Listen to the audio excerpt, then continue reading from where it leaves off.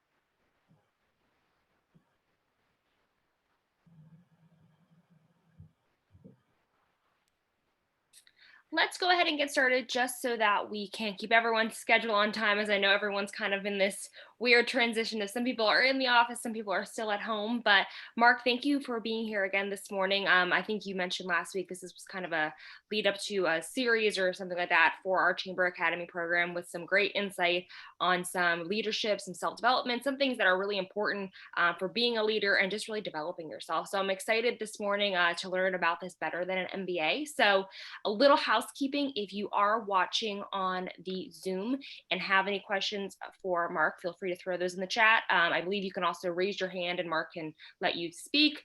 We can be as interactive as we want. And if you are watching on the YouTube, feel free to put any questions in the chat box there. I can relay those over to Mark during the webinar. So Mark, you have the floor.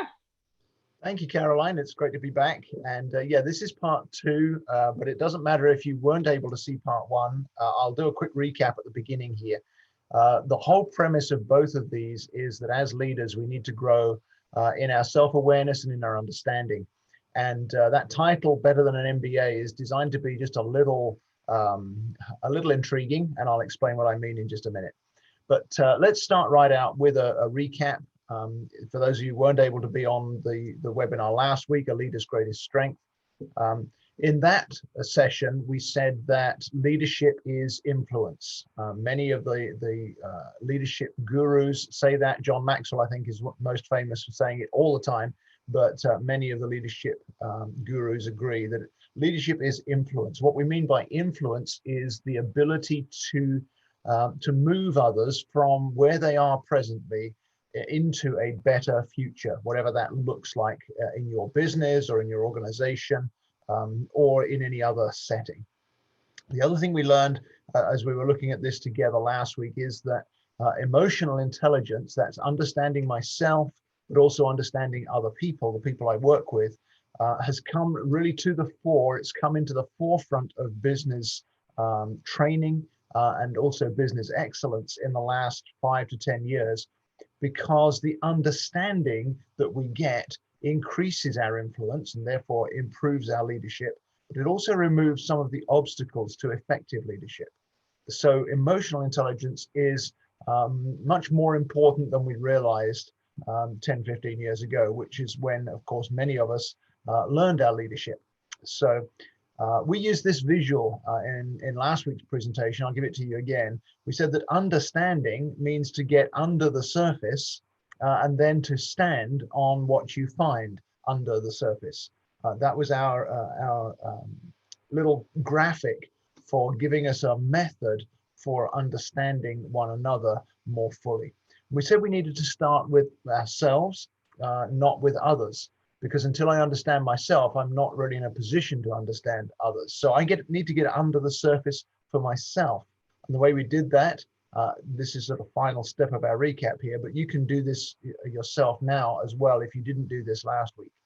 I look at myself in 3 specific areas, 3 specific categories, and I'm asking myself the question, what describes me in my leadership, in my interaction with others on my team, whatever that may be. And so in the first category, the cognitive category, I'm looking in myself for what qualities do I have that are based in my thinking. So words like I reflect, or I consider, I'm strategic, or I'm intelligent, or I'm philosophical. Those are all qualities that are based in thinking, and some of those will apply more to you than others. The second category is the emotive category. These are qualities that are rooted in feeling. And this would be qualities like I connect with people, or I encourage, or I'm intuitive, or I'm passionate, or I'm compassionate. I care for people. Those are all emotive qualities, and some will be more applicable to you than others. For some of us, the emotive is stronger than the cognitive. For others, the cognitive overrides the emotive more often. There's a third category though, and that's the kinesthetic. These are qualities that include action. So this would be qualities like I innovate, or I have courage, or I trust, or I'm diligent, or I'm forceful. And as I speak those out, you'll resonate more with some than with others. And you'll also see that there's a whole range of qualities within each of these three categories. But you can also, I hope, see the difference between the three categories. Some of us are primarily thinkers with the feelings and the action further back. Others are more feelers. Others are more action oriented, and feelings and thinking sometimes take a back seat. So the big question for you and for me is, which do you identify with the most? What resonates with you? And here's a truth for you. All of us have all three of those. So sometimes it's a surprise to us when I ask that question. The thing that's most surprising is that I'm not really sure, that I'm not really familiar with what's going on in me and in myself. And there's an expert in this whole field of self-awareness. Her name is Dr. Tasha Eurich. I recommend her books to you. You can look them up on Amazon or your favorite bookseller. But she said this: even though most people believe they are self-aware, only 10 to 15% of the people we studied actually fit the criteria. And so that's an interesting statistic, isn't it? Because in my own life, I would say that's true. I've only been really truly self-aware about 10 to 15% of the time, although I trust I'm growing in that since I realized how significant it was. So self-awareness, as she describes it, she defines it, is the skill of being aware of our thoughts and emotions and values from moment to moment, not just for myself, but also in how I interact with other people. Now, I said I would unpack why that slightly enigmatic title, Better Than an MBA. Back in 2018, the Harvard Business Review published an article that was titled Self-Awareness Can Help Leaders More Than an MBA Can.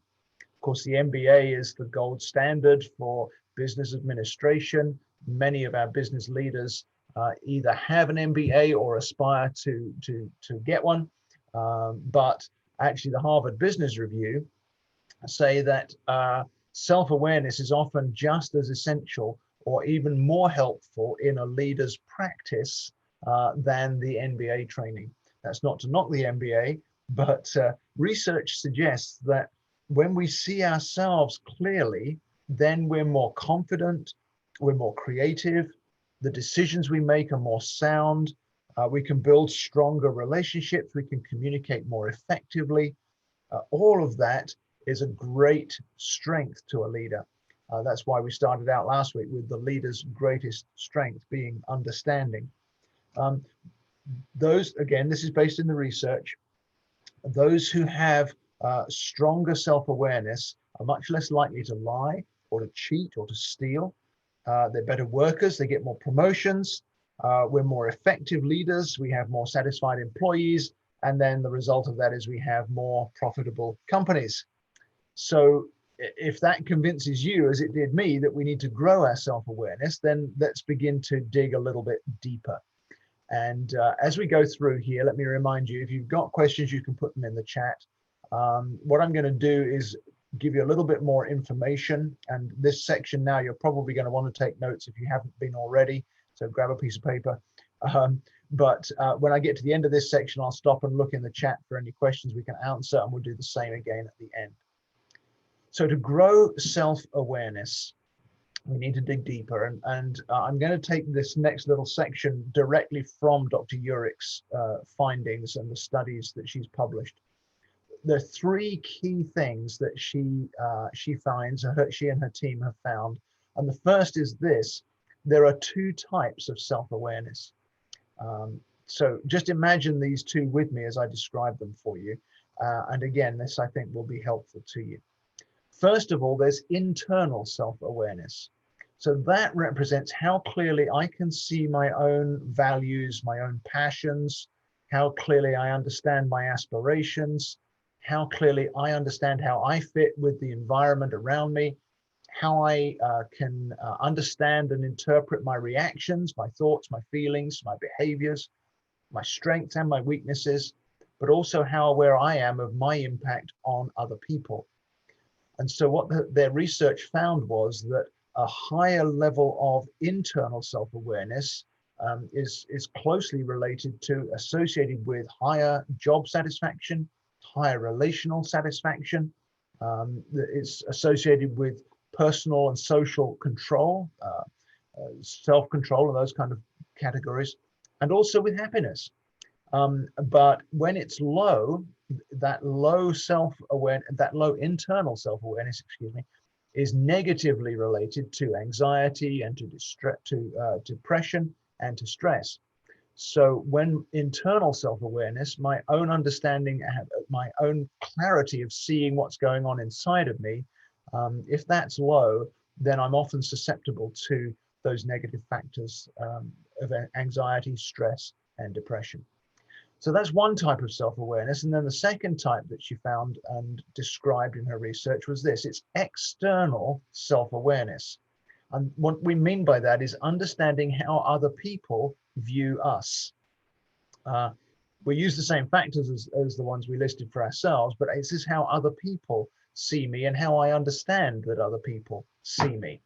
And again, the research shows that people who know how others see them really are much more skilled at showing empathy, taking others' perspectives. For leaders who see themselves in the same light as their employees see them, or understand how their employees see them, then those employees tend to have a better relationship with the business leaders. They feel more satisfied with them. They see them as more effective in general. So there's that relatability that comes with an external sense of self-awareness.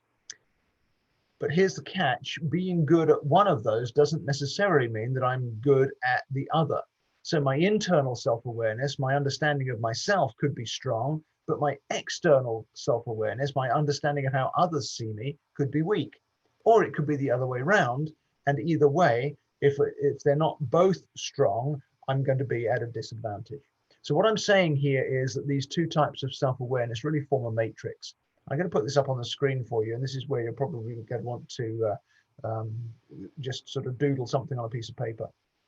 See, on the left here, we've got the internal self-awareness, and on the bottom, we've got the external self-awareness. And so there's low to the bottom left and high to the top right. So in this bottom left quadrant, if internal awareness and external awareness are both low, then a person really doesn't know who they are, what they stand for, how others see them. And that, in a business setting especially, can lead to great frustration, but it also restricts the life in relationships and in performance. So if this person is part of a team or a department, then they're going to struggle to be effective at whatever it is that they're doing. They'll be isolated by that. Now, Dr. Urich has coined a very generous phrase for these folks. And I'm sure you can think of some very negative terms for somebody who's got very low internal and external self-awareness, but she calls them seekers. In other words, we trust and hope that they're seeking to grow in internal and external self-awareness. So let's suppose I realize that I'm a seeker, and then I start to work on my internal self-awareness. I start to raise my internal self-awareness to a higher level, up into this upper left quadrant. I start to understand myself, but I don't challenge my self-assessment by seeking to understand how others see me yet. So I'm not looking for blind spots by getting feedback. That's still going to limit my success, and it can still harm my relationships. And I've become, by doing that, I've become what she calls an introspector, somebody who's taken up with themselves and is often very aware of themselves, but is not aware of how others see them. So an equal but opposite error would be to go across the bottom here to the bottom right quadrant by increasing my external self-awareness, but missing out on understanding myself. I really need to understand my own uniqueness, what I want to accomplish with it, but instead I'm only raising my awareness of how others see me. And so if I'm increasing external self-awareness, I'm becoming a pleaser. So I'm influenced more by others than by a sense of my own passions and values and my own uniqueness. And so finally, we come to the fourth quadrant. This is where the news starts to get better, because this is where I balance truly knowing myself along with seeking out and valuing other people's understandings of me. And that group she calls the aware. And the aware are the ones who are leaders who fully realize the benefits, the true benefits of self-awareness. And so as you scribble those four quadrants onto a notepad somewhere, I want to ask you to ask yourself, either now or after we've finished, where am I on that quadrant, on that matrix? Because we often will move from place to place on that matrix. We'll hopefully start out aware, and then we may find ourselves drifting towards being pleasers or drifting towards being introspectors, hopefully not going backwards into losing any self-awareness that we've already gained. But where am I today on that spectrum? And then ask myself again next week, where am I now? Because those two types of self-awareness interact. And that was a key finding of her research. Until we understand the two kinds of self-awareness, then we're going to struggle to grow. So now the second key point of the research is that experience and power hinder self-awareness. Now this may surprise you. Contrary to popular belief, the studies have shown that experience can actually lead to a false sense of confidence about my performance or about my my relationships with others, can make me overconfident in my level of self-knowledge. And then you add to that, if you're a higher up leader in the organization, you have a greater measure of power within whatever setting we're talking about, then that power can also lead me to overestimating both my skills and my abilities. And I guess if you reflect, you can think of plenty of examples of that, whether in sports or in the media or in politics. We're not going to go into that. But in our world today, all of us could name people who have great power and are unaware of their lack of self-awareness. So research shows that that's true in many areas. It could be emotional self-awareness, or it could be accurate self-assessment, or it could mean that a leader is very weak in the areas of trustworthiness or empathy. And in the end, it affects leadership performance. If I have a lot of experience and a lot of power, then I need to recognize that this is going to hinder my self-awareness and therefore is a danger to my leadership. So what's really happening for this to be the case? Well, first off, senior leaders simply have fewer people above them who can provide candid feedback. It's difficult to hear from other people the higher up the ladder you climb. And then secondly, the more power a leader wields, the less comfortable people are going to be giving them constructive feedback. And so if you've got experience and power, or one or the other, then you're going to have to work harder to gain accurate self-awareness. So then let's look at the third finding, the third finding of Dr. Urich's research, and this is this: introspection doesn't always improve self-awareness. So navel gazing isn't the solution, would be my paraphrase. It's not quite as scientific as her report, but sometimes we can assume that examining the causes of our own thoughts and our feelings and our behaviors is going to improve our self-awareness. What better way could there be for me to know myself than by reflecting on why am I how I am? But actually the research shows that that doesn't work. And the reason is this: when I ask myself, well, why do I feel this way? Or why did I do that? Then typically, I will come to a negative conclusion based on a wrong self-perception. So if I'm in that introspector quadrant that we drew before, the more introspective I am, the more likely I am to be depressed, to perform below ability, and to be dissatisfied with my job. Because I've only got that internal self-awareness, and it may be that I'm focusing on it too much and seeing it without the clarity that I need. So we need help, don't we? And we're going to talk for the rest of our session about the help we can give ourselves in the area of self-awareness. But let me pause there and ask Caroline for some help. Is there anything in the chat or on the YouTube comments that we need to address at this point, Caroline?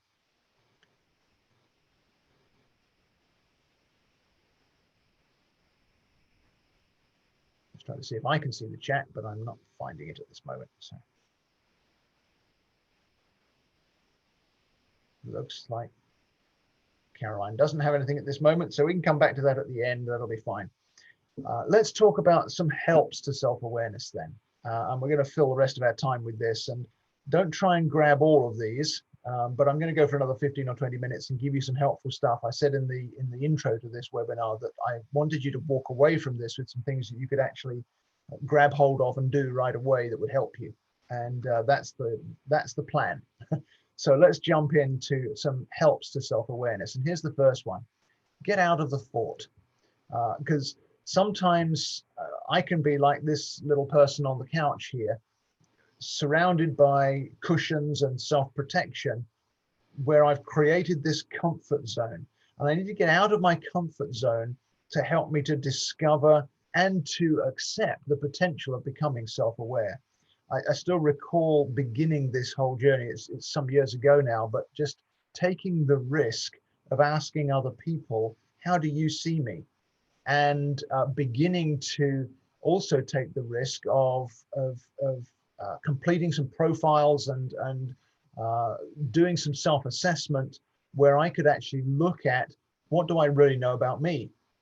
And so those two steps really helped me to grow in my leadership, because we all of us tend to create our safe zones. We kind of keep all that stuff at a distance and put up a wall of cushions around us. So I guess what I'm saying with this is don't avoid emotions, don't avoid feedback, don't avoid self-awareness, but actually have the courage to get out of the fort, get off the couch, and start to take some steps towards learning more about yourself and about how others see you. Remember the internal and the external self-awareness. So for some of us, that's a huge challenge. You might need a friend to encourage you with that. I know when I was starting this journey, I had a good friend in the business I worked in. And I said, look, I really feel like I need to grow in my own self-awareness. There's stuff that I probably need to discover that I don't want to discover. But I have the feeling that you see things in a similar way and you'd like to join me on that journey. Would you like to do that? The two of us held each other accountable, not in a threatening way, but just in a friendship way, where we both started to grow. And actually it was very encouraging as both of us took steps to get out of the fort, to see how much we were able to grow because of taking those steps. So that's the first help that I would suggest, a pretty simple one. But again, it's probably an essential first step for each of us if we're going to grow in self-awareness. Here's another one that may catch you. I call it get off the treadmill. Now, I don't mean don't go to the gym, but I do mean that most of us live life like the guy in the picture. We're running to keep up. We're not necessarily getting anywhere, but we're running to keep up.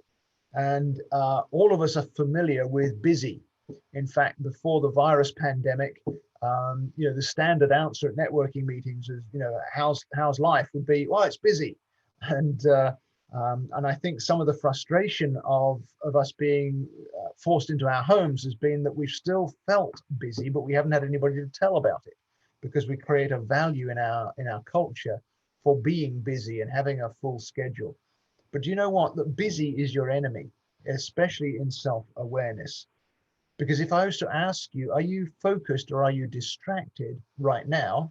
And again, I can't see you, so you're safe, but I'm guessing that any of you watching this and participating in this have also got your cell phone beside you. Maybe you got your camera off, or you're just watching on YouTube, so that you can also be scrolling something else on your computer. And our society has taught us to try to multitask, but self-awareness doesn't come through multitasking. So my work can be an obstacle to my self-awareness, or social media can certainly become an obstacle to that.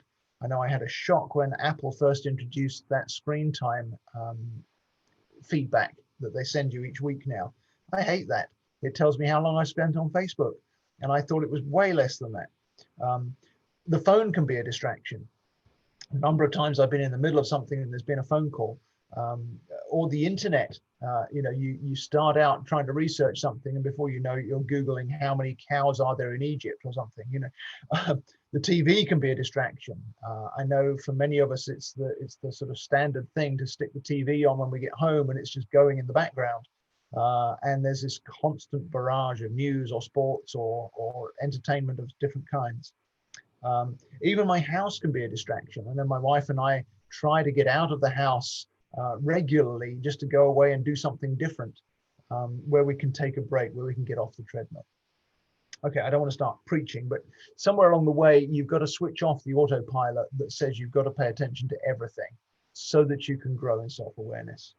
So let me ask you this before we move on to the next tip. What do you have to do to stop and to become aware of yourself for at least a few minutes? Running on the treadmill is not going to do it. So, running on the treadmill might actually, if it stops you doing all the other things. But when life becomes a treadmill, we have to stop that treadmill, take a moment, take a break, and become aware of ourselves, and then take the time also to ask others how they see us. So that brings me to questions, and here's the catch with questions around self-awareness. This is the third tip. Don't ask why, ask what. Do you remember that I talked about the introspection problem, where I'm asking myself all the time, why did I do that? Why am I like this? It can become very self-absorbed. We're after self-awareness, not self-absorption.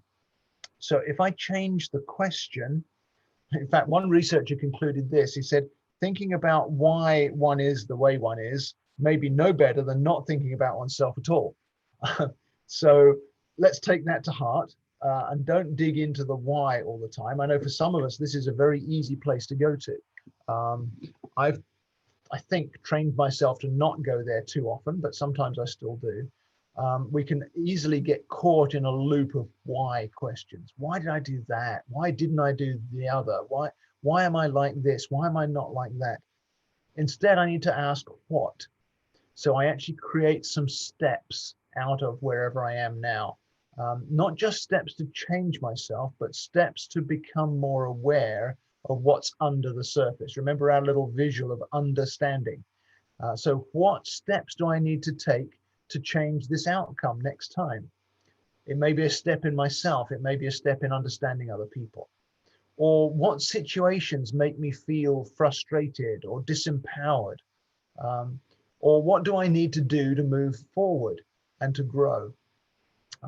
Some of this what question takes me back to that first tip of get out of the fort. Because what do I need to do? I need to stop pretending this stuff isn't out there, and I need to start to engage with it. So what questions help me to stay objective? They also keep me focused forward onto the future, and they also keep me empowered to act on whatever insights I find. So what do I need to do? What can I do? What is my next step? Not what is the big problem and how am I going to get there in 10 years, but what's my next step?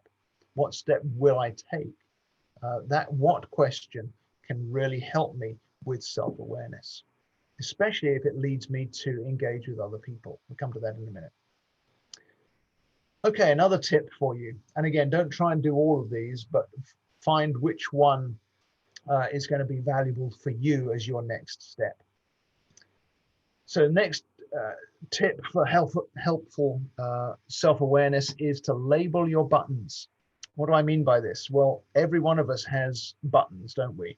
We talk about people pressing my buttons. We have ways that we react. We have ways that we find ourselves responding to other people. One of my buttons is drivers on the highway who are not doing what I think they should do. It presses my buttons. You can figure out what some of your buttons are, but it's important to recognize them and then to list them and then to investigate them, because typically, like the drivers on the highway, the real wiring of that button is not that this person is doing something they shouldn't be doing and therefore they're not safe. It's actually that I want them to do what they should do so I can do something better, or I can benefit in some way, or whatever. So define those buttons, investigate them, And what I mean is to do this. Let me put this up on the screen here. Label your buttons. So a button is a circumstance or a situation that presses my buttons, and I list them. I got a sort of 3-column list here. So I list my button on the left, and then having put that button, listed that button there, then I'm going to look for who is attached to that button. So let me give you another example. Another button for me is where there's a lack of action in myself or in others, but typically in others especially. You know, people who are just standing around and there's stuff to be done. So if I put lack of action as my button, I could start to list the people that button reminds me of, or the people who press that button the most, because buttons always have people attached to them. And then when I've identified the people and the situations that press my buttons, then I can start to dig in and get insights into myself. And that's, of course, what I'm after. What insight do I get into myself from this, whoever it is? Let's say there's a guy called Joe in my business setting who's constantly standing around talking and not doing what needs to be done. And this really frustrates me and presses my buttons. Well, what is it about Joe and what he's doing that will teach me something about me? And very often it's something unrelated to the surface issue. So it could be, for example, that it frustrates me that Joe gets along well with people and I don't, or whatever. Or it could be that Joe doesn't see things the way I see them. Well, if I can understand that and I'm Joe's leader, now it gives me some tools to be able to help Joe to see things the way I see them, or to lead Joe differently with the understanding that now I see he doesn't see things the way I see them. But anyway, those insights into myself come from examining the people that are attached to the buttons. So labeling my buttons is a very helpful thing. Let me give you a free extra bonus at this point. When I get to insights into myself, I love to say this to people. What you see in others is often what you need to see in yourself. I call it the you spot it, you got it principle. And much as we might dislike this, very often what frustrates me in others is what frustrates me in me that I haven't admitted to myself yet. Brief moment of silence for those of us going ouch at this point. But if I spot it in me, then at least I've seen it. And often seeing it is half the battle, which is why this self-awareness topic is so important. Okay, so that's another tip. Label your buttons. It will give you self-awareness in the ways that I've just described, and many other ways as well. Here's another tip. Name your feelings. Now, this for us in business is often a very either scary or seemingly irrelevant place to go. But actually, I want you to see this. Many of us are bad at this. We've taught ourselves, or we've been taught by our experiences, to push feelings aside for the sake of the mission, or for focusing on values, or whatever. But if we don't focus on what our feelings are telling us, we're missing out on a massive part of self-awareness, because every one of us has feelings, and feelings actually are there to tell us something. Kind of like in your car, you have, most cars at least, will have a speedometer to tell you how fast you're going. They'll have a temperature gauge to tell you what temperature the engine is at. They might have a check engine light to tell you there's something amiss. Our feelings are those kind of sensors and warning lights and indicators that help us to understand how this particular machine, we're not a machine, but how this is working, how I am working. And so naming my feelings is very helpful if I can learn to do this. But like I say, many of us are bad at it. And so that little pretty flower type picture that you can see on the screen there, you won't be able to see the words on it if it's too small. Let me make it a little bigger. It's called Plutchik's wheel. You see that on the screen there, you can Google it. It's just a wheel of different emotions and how they relate to one another. And so rather than try to scribble it down, I just suggest you Google it, because there's lots of pictures of Plutchik's wheel on the internet. But you can help to that can help us to identify what feeling am I actually feeling. You know, is what I'm feeling anger, or is it anticipation? Is it disgust? Whatever. You know, am I feeling admiration or am I feeling trust? We can begin to examine what am I feeling, and that gives us insight into what's going on with me. And now let me add another bonus here as well. When you start to name your feelings, don't judge those feelings. Feelings are feelings. When the check engine light comes on in your car, you might ignore it, but you don't label it as a bad thing to be stopped at all costs. You label it as information, and then hopefully you go to the mechanic. But if we label our emotions as good or bad, then that's counterproductive. Because when I label an emotion as bad, anger, for example, anger is not necessarily bad. I hope you're angry at some of what's been going on in our nation recently, with police brutality and also with people taking advantage of other people's pain to pursue a criminal activities. So on both sides, there's a great deal to be angry about. Until we feel anger, we often won't take action, but too often we label anger as a bad feeling. So if I have what I've labeled as a bad emotion and I identify it, then I'm going to try not to feel that. I'm going to use up energy, or I'm going to add shame at feeling that emotion. That's not a helpful thing. It's an indicator for me that's to prompt me to action. But also we can focus too much on what we've labeled as good emotions. Peace and serenity, for example. We can maintain peace when we shouldn't maintain peace because we've labeled this as a good emotion when it isn't necessarily, it's neutral. And so we let them run beyond their usefulness. I just want to mention very briefly a book by a friend of mine, Mark Alan Shelsky. It's called The Wisdom of Your Heart. And the subtitle is Discovering the God-Given Purpose and Power of Your Emotions. So he takes us a lot deeper into that area of naming my feelings, and unpacks that in a way that's very helpful for many of us. So The Wisdom of Your Heart by Mark Shelsky, I do recommend that book. So here's another help to self-awareness. Just got a couple more, and then we'll stop and see what questions we have. Zoom out. This past weekend we had the SpaceX launch, didn't we? And there's two astronauts now up at the space station. They are seeing our world from a very different perspective than the rest of us are. They're seeing it like in the picture there. The rest of us are seeing it on a ground level version of marches and protests and politics and sports and virus lockdowns and all of that stuff. They are above all of that, and they can see the big picture by zooming out. So I want to encourage you to take time and give yourself permission. That, I find, for me, is one of the hardest things, to give myself permission to zoom out from time to time. You can't live there all the time. If you lived on the space station all the time, you'd have health issues because of zero gravity and all of that. But it is important to be able to zoom out, to be able to do the research that's needed from that bigger perspective. This is a more powerful version of getting off the treadmill.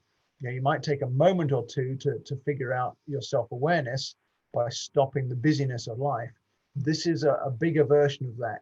It's taking an hour maybe, or half a day, or maybe even a whole day to zoom out and protect yourself from the interruptions, protect yourself from the tyranny of the urgent, to focus on the important. What is it? What are my goals? What is my purpose? What are my values? And are they flourishing or are they withering in my present situation? Then ask myself, not why, but what am I going to do with those perspectives? So zoom out is a very important part of self-awareness. And then the final one, remember internal and external self-awareness. To reach out is essential for us to be self-aware. Otherwise, I will end up as an introspector and I will miss out on all of the benefits of other people's input. So the strongest self-awareness comes from other people. This is why it's essential for you and I to grow our external self-awareness. The way I put it to my clients is this: I can't see what I can't see. I need other people to help me with that. And even as a coach myself, I get coaching so that I can have other people help me see what I can't see. And that's what I love to do for other people, to be an external insight, to bring more self-awareness by bringing feedback and giving feedback.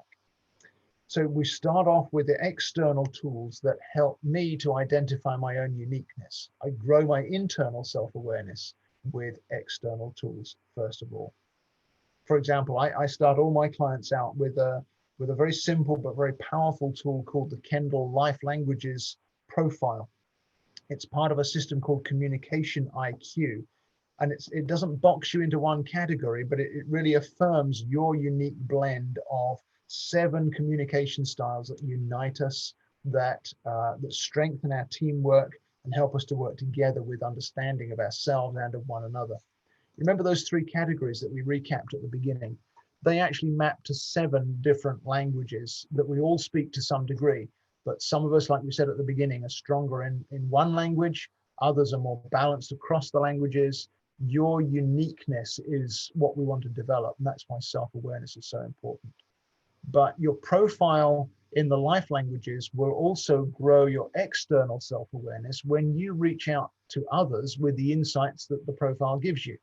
So give you an example from my own profile. I understand from my profile that I'm wired to encourage, that I'm wired to be more of a feeler than a thinker, but I've got plenty of thinking in the middle of all of my profile. And so I'm going to interact with people through feelings first and then thinking. And my desire is to encourage. So now I apply that self-awareness to my interaction with other people. It's challenging on a webinar like this because it's just me talking. But ideally, if we were in a room together, I would be looking for the feedback, non-verbal often, body language and smiles or eye contact, but I would be looking for the feedback that I can see to know whether I'm fulfilling my purpose, which is to encourage and to help. So all of us can grow our external self-awareness by reaching out to others with the understanding of ourselves that we gain by something like the Life Languages Profile. So when I say reach out, what I'm really saying is you want to get input from your colleagues, to get input from your peers, maybe the others who work in similar roles to you in your business, or maybe others around you who know you well, friends and so on, but also to get input from your leaders, whoever that may be. Obviously your supervisor at work, but there may be other leaders in your life. Maybe you play on a sports team and there's a coach who is getting to know you. I know my wife has had some really good feedback from the coach of the swim team that she's part of. And that's helped her to understand herself. Those of you who go to church, ask your pastor for feedback, but also ask for feedback from those that you lead. So whoever you are leading, whether it might be your spouse, it might be your kids, or more likely it's your business department or the organization that you're in leadership in, ask some of the members of your department, ask some of the members of your organization or civic society or whatever, say, how do you see me? And I'm going to give you some questions in just a moment here. So if you put your pencil down, you may want to grab it again. And we can send these out. I'll send these to Caroline to send out to all the registered participants as well. But here are some questions to ask. Well, before I do the questions though, the other thing you can do, of course, is to get a coach because all of us can benefit from coaching. Now, of course, I realize I'm a coach saying that, but I'm not asking you to come to me. I mean, I'd love to help you, but I also know many of the coaches in our area, and every one of us is different. And so even if I'm not a good fit for you, I'd be more than happy to refer you to somebody who would be helpful to you. I do it regularly and frequently because I love to have people be able to grow in their self-awareness and therefore fulfill their full potential. Life is too short and the needs of this world are too great for you to be operating below your potential. So by all means, reach out, ask for suggestions. And here's the questions that I recommend you ask to those around you, whether your colleagues, your leaders, or those you lead.